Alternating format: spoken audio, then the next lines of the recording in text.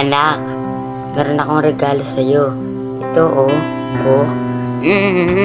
Ang sweet mo talaga, na. Ganda nito, na. At saka, anak, umorder para ako sa Shopee ng damit na napakaganda. Para sa'yo yan, anak. Nay, nandito na ako. At saka, anak, I love you, ha?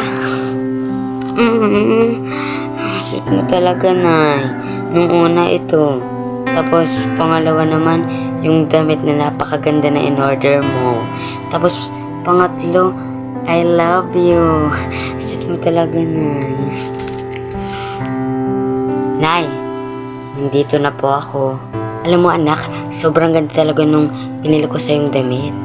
Talaga ba, Nay? Nay, nandito na po ako. Ano pa? Ang ingay mo.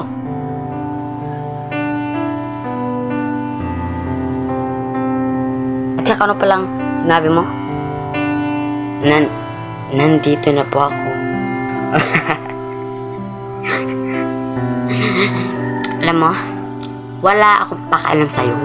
Kahit na anong gawin mo sa buhay mo, wala na akong pakialam sa'yo.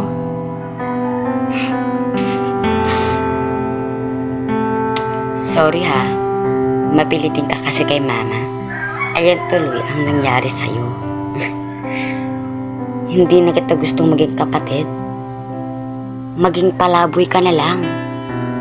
Wala na rin akong pakaalam sa'yo. Alam niyo, tira-tira na nga lang yung kinakain ko rito sa bahay nito. Hindi po ako tinataraso ng mabuti. Ako na naglilinis ng lahat. Ako na ang gumagawa ng gawain ninyo. Ano ba ako sa inyo? Ampon?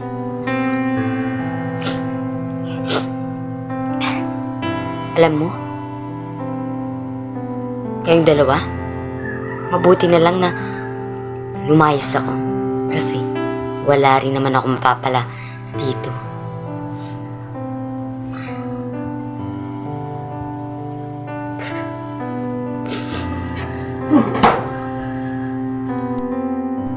Hay nako, mabuti na lang at umalis na yung pulubing yan. I love you, Mom.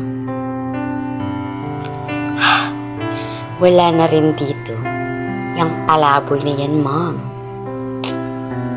Thank you ulit, Mom. Mapapasa akin na si Mom. Wala nang magmamahal sa kanyang iba. At wala na rin naagaw sa kanya. Mabuti na lang talaga at umalis na yung pulubing yan. Ha ha ha ha.